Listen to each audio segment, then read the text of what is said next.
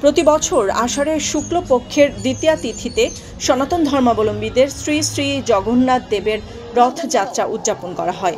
সারা দেশে নানা আয়োজনে পালিত হচ্ছে দিবসটি। রথযাত্রা উপলক্ষে ২৭ জুন সকালে স্বামীবাগ আশ্রমে অগ্নিহোত্র যজ্ঞের মধ্য দিয়ে শুরু হয়েছে সনাতন ধর্মাবলম্বীদের রথযাত্রা উৎসব।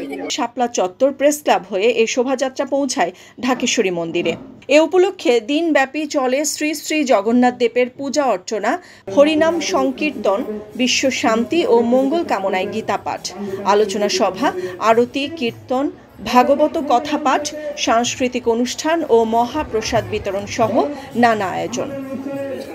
রথযাত্রা উপলক্ষে বান্দরবানে বিভিন্ন ধর্মীয় সংগঠন, মন্দির এবং আন্তর্জাতিক কৃষ্ণ ভাবামৃত সংঘ ইসকন দিনব্যাপী নানা অনুষ্ঠানের আয়োজন করে।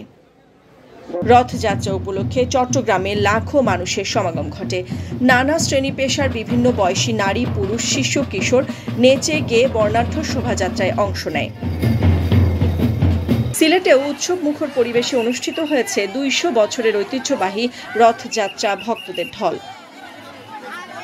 শোভাযাত্রা সহ নানা ধর্মীয় অনুষ্ঠানের মাধ্যমে ইসকন ৯ দিন ব্যাপী শ্রী শ্রী জগন্নাথ দেবের এ রথযাত্রা আয়োজন করবে।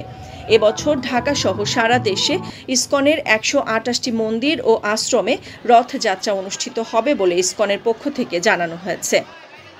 আগামী ৫ জুলাই উল্টো রথযাত্রার মধ্য দিয়ে সনাতন ধর্মাবলম্বীদের এই রথযাত্রা উৎসবের সমাপ্তি ঘটবে।